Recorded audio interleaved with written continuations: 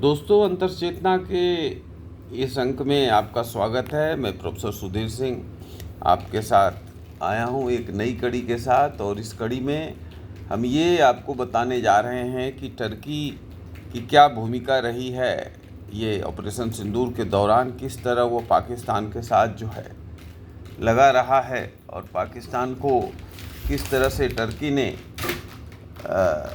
साथ दिया है, और वो साथ के क्या कारण हैं, इसके क्या इम्प्लीकेशन हैं।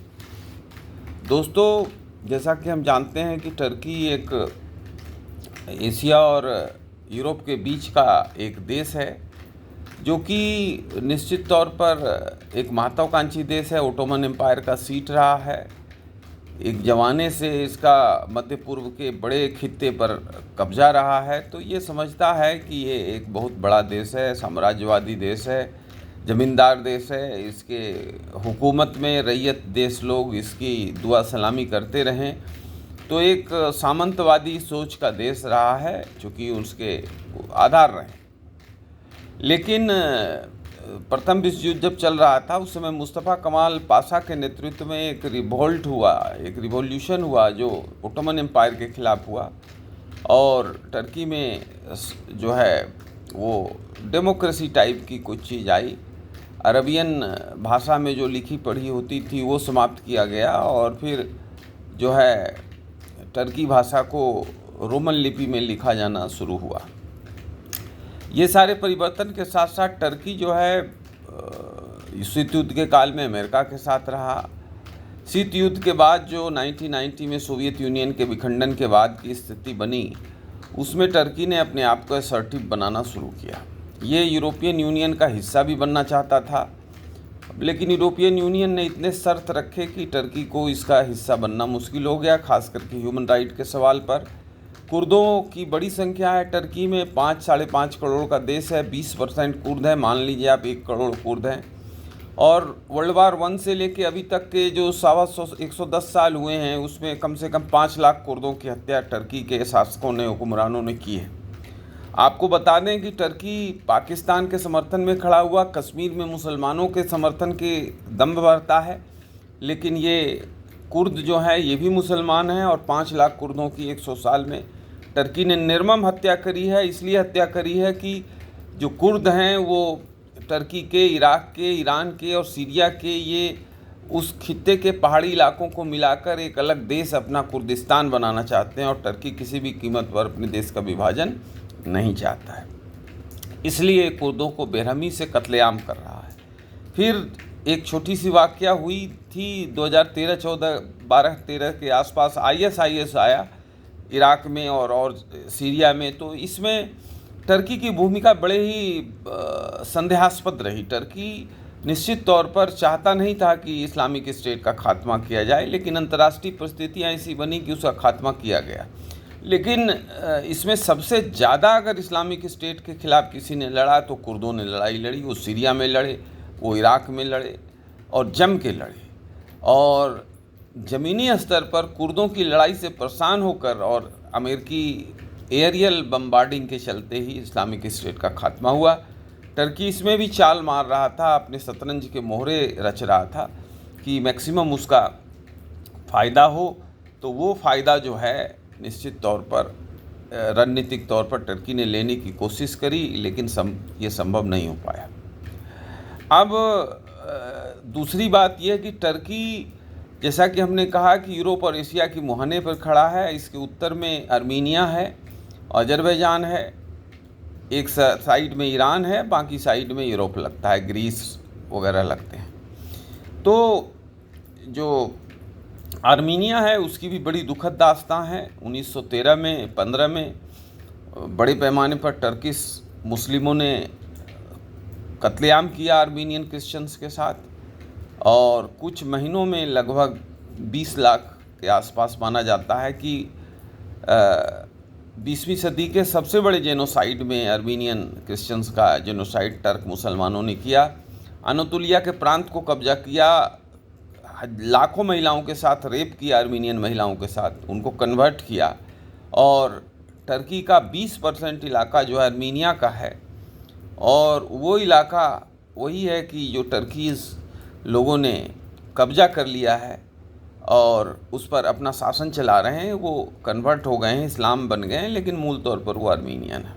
आप जब आर्मीनिया के राजधानी यरवान में जाएंगे तो वहाँ की दीवारें आपको रोती हुई मिलेंगी। इतनी हत्याएं उन दीवारों ने देखी है कि आपके रूह कांप जाएंगे। तो आर्मीनिया और अजरबैजान में लगातार झगड़ा होता रहा है और टर्की आर्मीनिया का पक्ष के खिलाफ जो है अजरबैजान का पक्ष लेता रहा है। ईरान के साथ टर्की के रिलेशन ऐसे ही हैं, कोई ख़ास नहीं है जिसकी चर्चा ज़रूरी हो। लेकिन भारत के संदर्भ में जो टर्की का रुख है, टर्की का रुख मैं आपको दोस्तों बताऊं कि लगभग 40 साल से वो कश्मीर के सवाल पर पाकिस्तान का समर्थन करता है। इसके कई एक कारण हैं, बट जो महत्वपूर्ण कारण है वो ये है कि टर्की अपने आप को इस्लाम का सबसे बड़ा नेता मानना चाहता है। इस्लाम में नेता बनने की बड़ी कड़ी होड़ है। ईरान और सऊदी अरेबिया नेता बनने की दौड़ में हैं। ईरान और सऊदी अरेबिया के बीच में टर्की अपनी जगह बनाना चाहता है। टर्की की इकोनॉमी ठीक ठाक है, साइंस का बढ़िया इनोवेशन है, तो टर्की चाहता है कि भाई मिलिट्री ठीक ठाक है, तो चाहता है कि हम जो है नेता बने इस्लाम का। इसलिए बढ़ चढ़ के वो इस्लाम का, जहाँ कहीं इस्लाम का पत्ता आता है उस पत्ते को मारता है। आर्मीनिया और अजरबैजान के लड़ाई में भी नागोर्नो काराबाख के एरिया में, जहाँ की आधे मुसलमान और आधे क्रिश्चियन रहते थे, अजरबैजान को कब्जा कराने में टर्की ने अहम रोल किया और टर्की ने कब्जा कराने में एक रोल प्ले किया है, जिससे आर्मीनिया कमज़ोर पड़ा। लेकिन दोस्तों जो कश्मीर के सवाल पर है, मुसलमानों के सवाल पर है, तो टर्की अगर मुसलमानों का इतना भी बड़ा हमदर्द अपने आप को बताने के लिए बेताब है, तो आपके संज्ञान में लाऊं कि जो जिंगजियांग प्रांत है चीन का, जो 16% चीनी टेरिटरी का हिस्सा है और पूरे यूरोप से और सेंट्रल एशिया से जो जुड़ाव है, ज़मीनी जुड़ाव चीन का, वो और जिंगजियांग के मार्फत ही है। तो जिंगजियांग में जो उइगुर मुस्लिम्स रहते हैं, उन उइगुर मुस्लिम्स का जो इथनिक ओरिजिन है वो टर्की है, यानी वो टर्किश लैंग्वेज बोलते हैं, यानी कि इथनिक तौर पर वो टर्की है। तो इनका खुले आम मर्दन कर रहा है चीन। कितना उइगुर मुस्लिम मारे गए, बड़ी दुखदाई उनकी दास्तां है, उनका ऑर्डील काफ़ी भयावह है। लेकिन मान लीजिए कि लगभग 1.5 करोड़ जो उइगुर मुस्लिम्स हैं जिंगजियांग में, तो पिछले 30-25 साल में ऑफिशियली तो नहीं, अनऑफिशियली चाइना ने 10 लाख उइगुर्स की हत्या कर दी। 10 लाख को कंसंट्रेशन कैंप में रखा है। इसका मतलब है कि उनको मारा जाता है, पीटा जाता है, उनका और तरह से प्रताड़ना किया जाता है। और लगभग 20,000 मस्जिद को जिंगजियांग में चीनियों ने ज़मींदोज़ कर दिया और वहाँ उन्होंने अपने हिसाब से तंत्र बनाना शुरू किया, जिससे कि ये जो है इस्लाम से विमुख हो। लेकिन टर्की की औकात नहीं हुई एक शब्द उन उइगुर टर्कों के लिए बोलने के लिए, जबकि ये टर्की हैं बाय ओरिजिन। जैसे मॉरिशस में भारतीय हैं, वो हमारे वंशज हैं, वैसे ही जो जिंगजियांग के टर्क हैं वो टर्की के वंशज हैं। लेकिन एक शब्द बोलने की क्षमता नहीं हुई, चूँकि चीन की ताकत है, चीन जम के कूटेगा, इस डर से टर्की ने नहीं बोला। कश्मीर के सवाल पर ये बोलते रहे हैं और पाकिस्तान के साथ खड़े रहे हैं। इस युद्ध में ऑपरेशन सिंदूर के दौरान इन्होंने जो है टर्कीस ने बहुत बड़े पैमाने पर ड्रोन दिए। जो ड्रोन 1000 ड्रोन के आसपास मिसाइल आए, उसमें मान लीजिए कि 40% ड्रोन टर्कीस मेड था और बाकी 60% चीनी मेड था। तो ये दोनों जो मामले थे ये कहीं न कहीं क्लियर हैं कि इन दोनों देशों ने ही लड़ाई लड़ी। पाकिस्तान के पास तो खालिस टाइप का माहौल है, पाकिस्तान के पास तो खाने के लिए नमक और चना और प्याज नहीं है, वो क्या लड़ाई लड़ेगा। तो टर्की और चीन ने लड़ाई लड़ी। चीन के भूमिका पर एक और अलग से वीडियो डालेंगे। लेकिन टर्की पर रहते हुए मैं आपको बताना चाहता हूं कि टर्की कितना बड़ा विश्वासघाती देश है कि 2023 में एक बहुत बड़ा भूकंप आया टर्की में और कम से कम उसके 60-70 हज़ार लोग मरे। भारत की सेना ने ऑपरेशन दोस्त शुरू किया और बड़े पैमाने पर लोगों को बचाया। मतलब आप मान लीजिए कि भारतीय सेना के हस्तक्षेप से 1000 जो जिंदा लोग थे, जो ट्रैप थे उन मलबों में, उनको बचाया जा सका। दूसरे शब्दों में कहें तो 1000 टर्किश लोग की जान जा सकती थी अगर भारत वहाँ नहीं पहुँचता ऑपरेशन दोस्त के मार्फत। और 2025 में वो हमारे खिलाफ ड्रोन के हमले लग रहे हैं, वो हमको हमारे खिलाफ जंगी बेड़ा भेज रहे हैं। कराची पोर्ट पर खड़ा रहा और समर्थन करता रहा।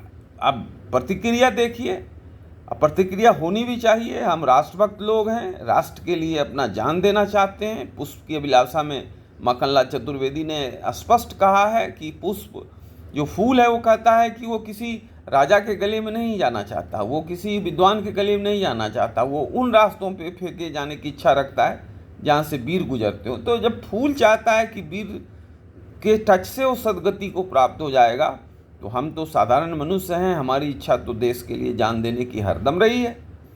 तो ये एक ऐसा सवाल है जिस पर कि हम सोचते हैं कि किस तरह से भारत को टर्की से बर्ताव किया जाए। दोस्तों, ये क्लियर हो गया कि दुश्मन जब क्लियरिटी में आ जाए तो उसको छोड़ना नहीं। अब टर्की हमारा दुश्मन हो गया है तो टर्की पर एक्शन भी शुरू हो गए हैं। टर्की और भारत के साथ 8-10 बिलियन डॉलर का ट्रेड है, जिसमें ऑलमोस्ट एक तरफा टर्की ही ज़्यादा हमको निर्यात करता है। सूखा फल है, मार्बल है, टूरिज्म बहुत ज़्यादा है। 5 लाख लोग हर साल टर्की की यात्रा करते हैं भारत के, और भारत के जितने यूरोप बाउंड फ्लाइट हैं वो इस्तांबुल में रेस्ट करती हैं, तो उससे भी बिलियन डॉलर्स मिलता है टर्की सिस्टम को, एविएशन सिस्टम को। तत्काल प्रभाव से भारत सरकार को चाहिए कि वो टर्की जो इस्तांबुल में वो सारे फ्लाइट भारत के जाते हैं, यूरोप बाउंड वहाँ रेस्ट करते हैं, फिर उड़ते हैं, और उसका सरचार्ज जो टर्की से एविएशन मिनिस्ट्री को मिलता है वो हम तत्काल प्रभाव से समाप्त करें। 400 किलोमीटर एरियल दूर, 500 किलोमीटर दूर ग्रीस का एयरपोर्ट्स है, हम वहाँ के एक एयरपोर्ट को इसका हब बना सकते हैं और हम वहाँ अपने जहाज़ों को रेस्ट करा सकते हैं, और वो पैसा ग्रीस को जाएगा। ग्रीस कमज़ोर देश है लेकिन टर्की का शुद्ध दुश्मन है आज के डेट में, तो हमें ग्रीस को मजबूत करने की ज़रूरत है। उत्तर में देखिए कि टर्की के मुहाने पर उत्तर में उसके ऊपर अर्मीनिया है। अर्मीनिया और टर्की के बीच के झगड़े को हमने रेखांकित किया है ऑलरेडी। तो अर्मीनिया को भारत तमाम ब्रह्मोस मिसाइल दे रहा है, आकाश सिस्टम देने वाला है, लेकिन इससे काम नहीं बनेगा दोस्तों। मैं तो ये मानता हूँ कि अर्मीनिया तैयार है, अर्मीनिया में एक एयर बेस भारत को बनाना चाहिए। जब लड़ाई लड़नी है टर्की को तो शौक से लड़े, हमारे पास भी संसाधन है। और मैं उस इलाके में गया हूँ, मैंने वहाँ के लोगों से पाया है कि बड़े पैमाने पर वहाँ के लोग भारत के लिए पाँव आंकड़े बिछाए हुए हैं कि भाई भारत आए और उनकी इज्जत आबरू की रक्षा करें। वो भारत के साथ सहयोग करने के लिए तैयार हैं। चूँकि अर्मीनियन क्रिश्चियंस को कोई नहीं पूछ रहा, यूरोप के क्रिश्चियंस भी भाव नहीं देते और वो बुरी तरीके से मारे गए हैं टर्किश के द्वारा। तो भारत अगर वहाँ एयरबेस खोलता है तो टर्की को बहुत बड़ा जवाब होगा। जो ट्रेड के मामले में है, टूरिज्म के मामले में है, कंप्लीट बैन टर्की का होना चाहिए। वो सारे सामान जो हम टर्की से लेते हैं, सूखा मेवा हो, मार्बल हो और सारी चीज़ें हो, टूरिज्म के लिए हमारे लोग ग्रीस जा सकते हैं, इटली जा सकते हैं, जो मित्र देश हैं यूरोप के, और तमाम मित्र देश हैं। अब यूरोप उस तरह से महंगा नहीं रहा टूरिज्म के लिए जैसा एक ज़माने में था। उनकी माली हालत कमज़ोर पड़ रही है, तो वो भी खुश होंगे और हमारी उनसे दोस्ती मजबूत होगी।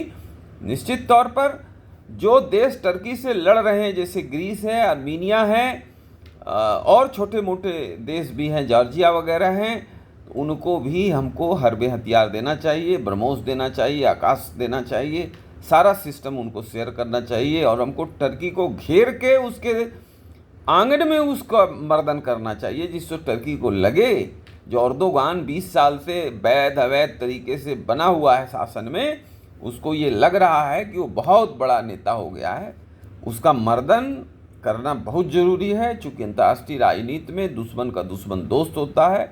तो टर्की जो है पाकिस्तान का दोस्त है, इसलिए हमारा दुश्मन है और हमको प्रचंड प्रहार करना चाहिए। और ये प्रहार चौतरफा होना चाहिए, ट्रेड के माध्यम से होना चाहिए, टूरिज्म को रोक के होना चाहिए, हवाई जहाज़ को ग्रीस डाइवर्ट करके होना चाहिए, और उन तमाम देशों का जिनके साथ टर्की का टेरिटोरियल डिस्प्यूट है और मैरीटाइम डिस्प्यूट है, उन तमाम देशों को भारत को हरबे हथियार देना चाहिए, उनके साथ मिलिट्री अलायंस करना चाहिए, वहाँ एयर बेस बनाना चाहिए और हम टर्की को माकूल जवाब उसके दरवाजे पर घुस के देना चाहिए। ये तरीका अगर हम अपनाते हैं, भारत सरकार, मोदी सरकार इस पर अच्छा काम कर रही है, लेकिन इस रणनीति को और मजबूत करने की ज़रूरत है।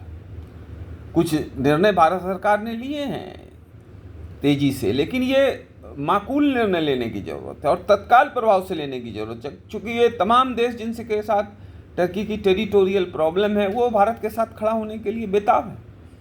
हमको इस अवसर को चुनौती के रूप में नहीं बल्कि एक अवसर के तौर पर कन्वर्ट करना चाहिए। चुनौती भी इसमें बहुत रहेगी, लेकिन अवसर ज़्यादा है और हमको कंसोलिडेट करना चाहिए। और मुझे लगता है कि हम ऑपरेशन सिंदूर के दौरान जो टर्की पाकिस्तान के साथ खड़ा होकर भारत के लोगों को ललकारा है, उसका उचित जवाब दे पाएंगे। जय हिंद, नमस्कार।